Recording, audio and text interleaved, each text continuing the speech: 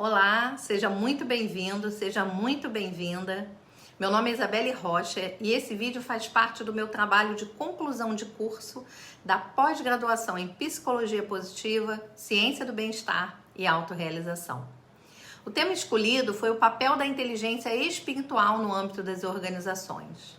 O tema, ainda pouco difundido, pode ser aplicado nos mais diversos ambientes e situações e, por esse motivo, esse trabalho tem por objetivo levantar essa temática para alertar empresários, empreendedores, gestores, servidores públicos e funcionários de empresas, independentemente da sua área de atuação. E por que escolhi esse tema? Primeiramente, porque o mundo corporativo vem passando por vários desafios. Ao longo dos anos, vem sendo criada uma cultura corporativa baseada na exploração de mão de obra, destituída de significado e de valores mais profundos, e as empresas existiam só para gerar lucro, e nós trabalhávamos apenas para consumir. É uma vida sem sentido que vai afetando a produtividade de empresários, de empregados e também afasta dos negócios as preocupações mais amplas com o meio ambiente, com a comunidade e com o planeta. O mundo corporativo se autodestrói porque lhe falta uma estrutura mais ampla de significado, de valores e de propósitos fundamentais. Além disso, existe uma profunda relação entre a crise da sociedade moderna e o baixo desenvolvimento da nossa inteligência espiritual. Se no passado o quociente de inteligência era uma medida que avaliava a inteligência humana e em meados da década de 90 a inteligência emocional chegou para mostrar que não bastava ter um alto nível de inteligência racional se a pessoa não soubesse lidar com as suas emoções, hoje vem emergindo cada vez mais um novo quociente, o da inteligência espiritual. Antes de falar sobre a inteligência espiritual, eu vou falar rapidamente sobre as múltiplas inteligências do ser humano. Vamos lá? Na década de 80, o psicólogo Howard Gardner desenvolveu a teoria das inteligências múltiplas, identificando o quociente de inteligência como um medidor de inteligência dos indivíduos, dando a essa inteligência o nome de inteligência racional. Já no começo dos anos 90, o psicólogo Daniel Goleman, teórico do quociente emocional, identificou que além da inteligência racional, o ser humano é capaz de desenvolver empatia, motivação, relacionamento com outras pessoas, gratidão, entre outras habilidades, indicando-se, portanto, que o ser humano também possui inteligência emocional. Mas antes disso, em 1967, um terapeuta chamado Robert Collins Hoffman já havia identificado, a partir de seus estudos, que os seres humanos possuem 4 tipos de inteligência diferentes, em tamanho, potência e poder iguais. Segundo ele, todas as inteligências precisam estar integradas em equilíbrio para que tenhamos uma vida com saúde, com bem-estar e com satisfação pessoal. E ele cunhou o termo quadrinidade para descrever todo o eu, que é composto por 4 aspectos. O primeiro é a inteligência física, representada pelo nosso corpo físico. O segundo é a inteligência intelectual, representada pelo nosso raciocínio, pelo nosso intelecto. O terceiro é a inteligência emocional, que é a capacidade do ser humano de reconhecer as suas emoções, reconhecer as emoções das demais pessoas e realizar uma gestão eficaz. E o quarto, que é a inteligência espiritual, que é a nossa inteligência intuitiva, a nossa sabedoria interior, a base do amor incondicional, que transcende a nossa consciência e faz com que as nossas emoções sejam gerenciadas. Ela é considerada a fonte de todas as outras inteligências. E agora nós vamos entrar no nosso tema central, a inteligência espiritual. E é importante deixar claro que, apesar do nome, a inteligência espiritual não tem nada a ver com religião. É uma aptidão inata a todos nós precisamos apenas ativá-la.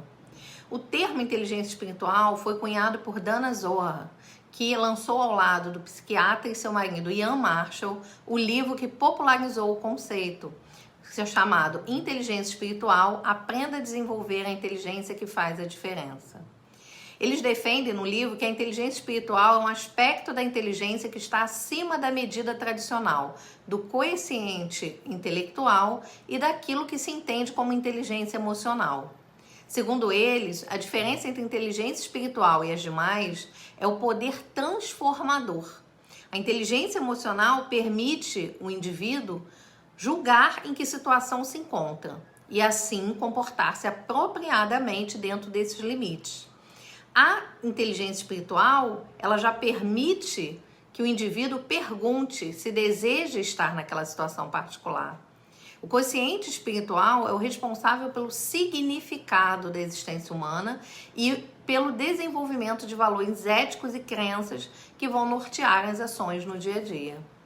Ele está ligado à necessidade humana de ter propósito e objetivo na vida. É uma inteligência que impulsiona, que leva além. E assim, é a habilidade do ser humano de olhar para a própria vida por uma perspectiva mais ampliada, tendo a capacidade de constantemente se questionar, de fazer perguntas fundamentais em busca de respostas que permitam uma vida de escolhas conscientes e baseadas em valores mais elevados. A inteligência espiritual, também chamada por alguns de inteligência existencial, é a capacidade humana de, a partir do pensar, fazer fluir o sentir através das ações que realiza no mundo.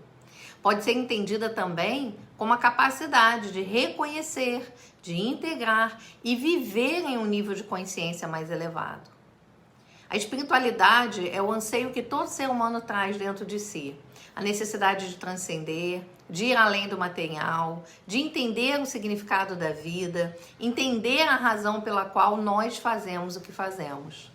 É a busca por respostas àquelas perguntas mais profundas dentro de nós. Quem eu sou? De onde eu vim? Para onde eu vou? Por que eu faço o que eu faço? Perguntado sobre o que é espiritualidade, Dalai Lama respondeu de forma simples e profunda. Espiritualidade é aquilo que produz no ser humano uma mudança interior.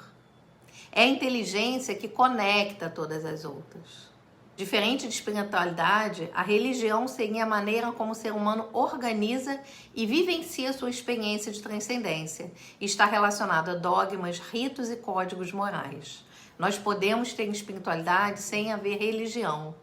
Por outro lado, pessoas que não acreditam em Deus podem ter alto nível de inteligência espiritual pelo simples fato de quererem encontrar o equilíbrio do eu com o mundo em que vivem. É a percepção de que somos uno, somos unidade, somos unicidade, viemos da mesma origem e que qualquer ação que executamos possui impacto em todo o nosso ambiente. E quando olhamos para a ampla maioria das tradições religiosas e lemos os grandes pensadores sobre a temática espiritual, é consenso que, de fato, essa é uma grandeza real da vida humana.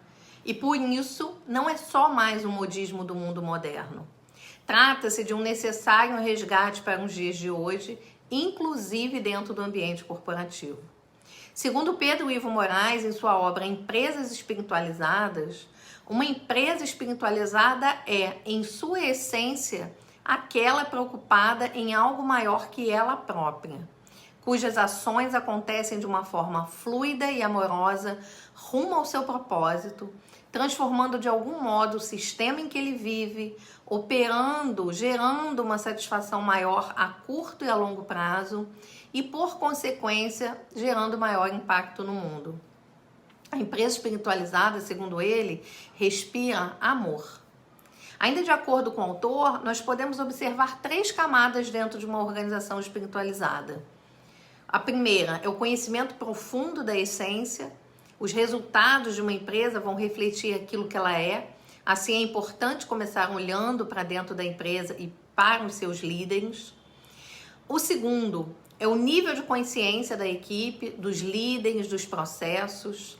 A empresa que olha para dentro, que vai conhecendo a si mesma e vai sabendo qual é a razão da sua existência. E a terceira é o impacto que ela vai causar no sistema. A empresa espiritualizada, ela causa impactos externos positivos, ou seja, olha para dentro, mas está focada sempre no impacto que os seus negócios causam no mundo externo. Dana Zohar entende que há necessidade urgente de mudança de mentalidade por parte de empresários e gestores. Segundo ela, está surgindo um novo tipo de empresa. é uma empresa responsável. No novo capitalismo, sobreviverão as companhias que têm visão de longo prazo, que se preocupam com o planeta, se preocupam em desenvolver as pessoas que nelas trabalham e que se preocupam sim com o lucro, mas que querem gerar lucro para desenvolver a comunidade em que atuam, proteger o meio ambiente, querem propagar a educação e propagar saúde. O líder espiritualmente inteligente é um líder inspirado pelo desejo de servir. É aquela pessoa responsável por trazer visão e valores mais elevados aos demais e lhes mostrar como usá-los. É uma pessoa que inspira as outras. E nós podemos exemplificar como líderes espiritualmente inteligentes algumas personalidades como Dalai Lama, Nelson Mandela, Mahatma Gandhi, pessoas que demonstraram estar preocupadas com o ambiente, com a comunidade, eram autênticas, demonstravam visão, tinham valores e perspectivas amplas. E além disso, para nos tornarmos líderes espiritualmente inteligentes, nós devemos procurar mais o porquê e as conexões entre as coisas, tornando-nos mais reflexivos, assumindo responsabilidades, sendo honestos conosco mesmo e sendo mais corajosos.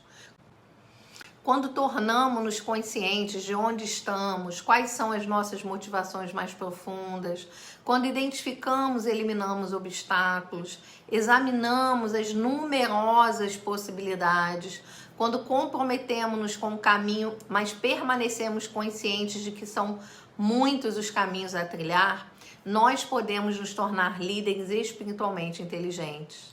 O líder espiritualizado tem um papel fundamental para uma governança eficaz. Ele atua como mediador do processo de transformação dos liderados, que vão se tornando indivíduos mais conscientes e, por consequência, se convertem em agentes transformadores, dentro e fora da empresa, tornando-se pessoas mais autônomas, mais críticas e capazes de entenderem sobre a própria vida e sobre os sistemas dos quais fazem parte. Liderar é ter responsabilidade, é cuidar de pessoas e assegurar resultados. É saber equilibrar a vida pessoal e a agenda profissional e, além disso, lidar com muitas situações nem sempre confortáveis e nas quais nem sempre temos controle. Como o líder pode apoiar o desenvolvimento da inteligência espiritual da equipe? O universo organizacional ainda tem muitas ressalvas com tudo o que designamos como espiritual.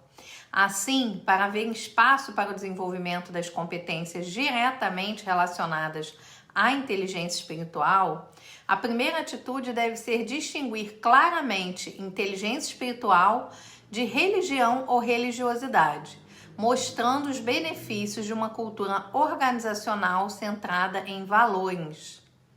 Os valores da liderança permeiam fortemente a cultura da organização.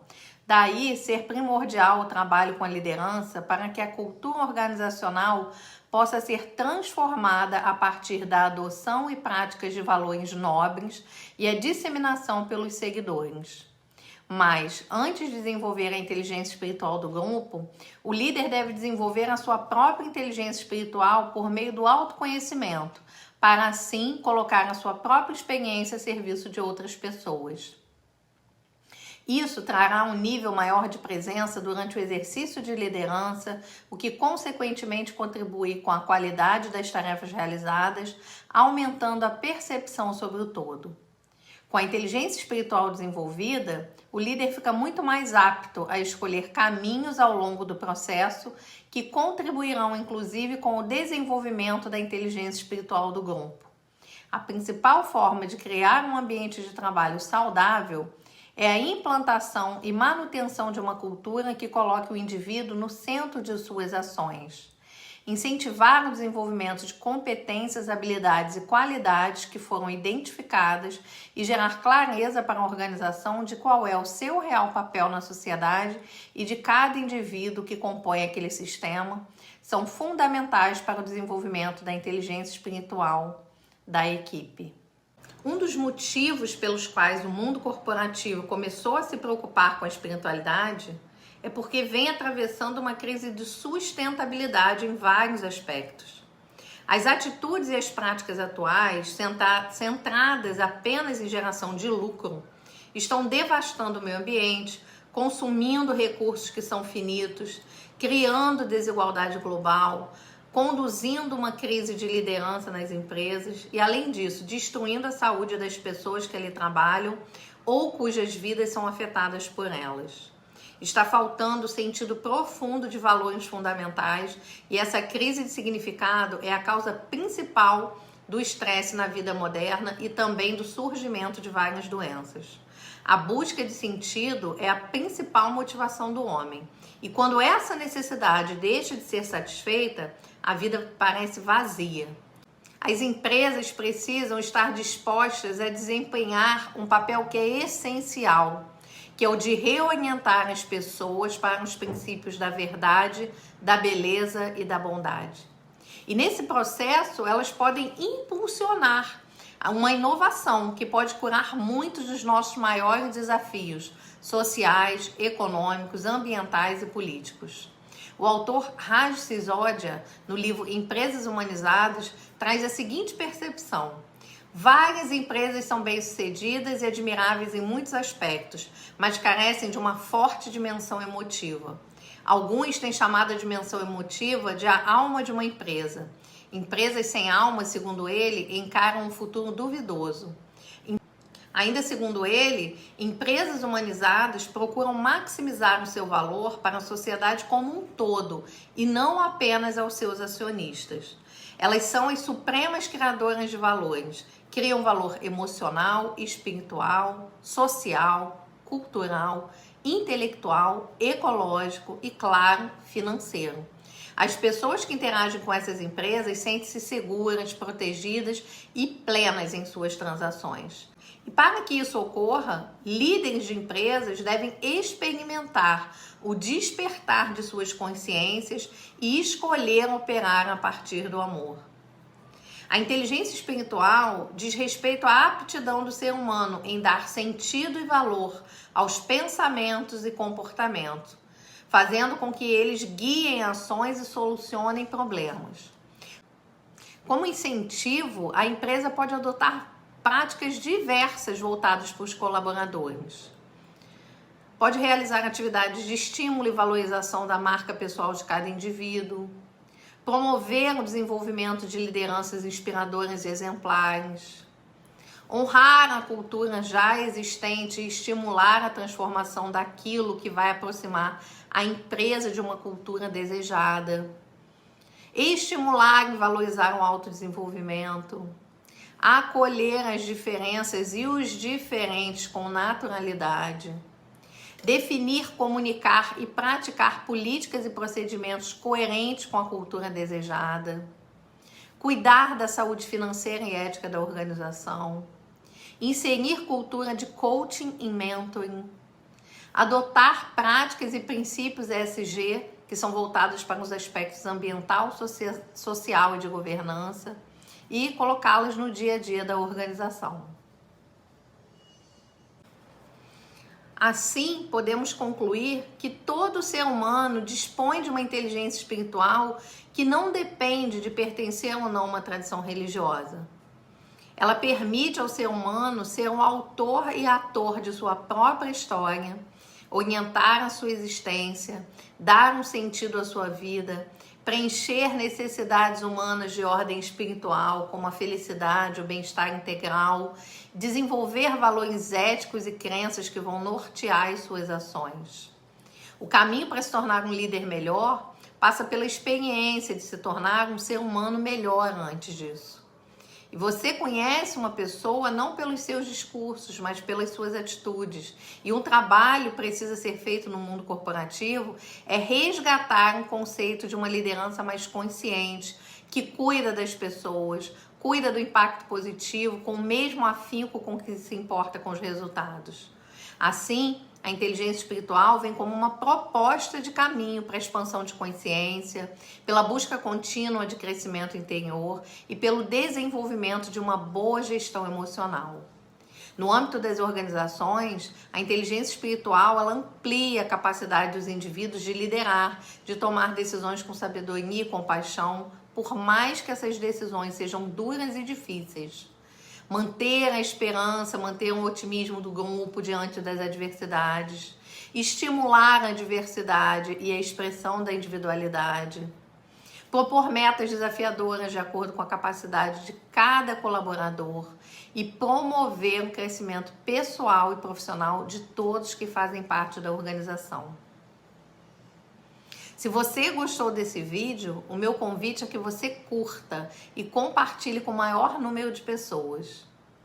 Eu acredito que as instituições públicas e privadas serão beneficiadas com esse conteúdo, como uma forma de elevar a consciência da sociedade para lidar com questões essenciais, voltadas para um novo modelo de mundo, onde valores individuais e compartilhados são primordiais para um ambiente de trabalho saudável e uma sociedade mais feliz.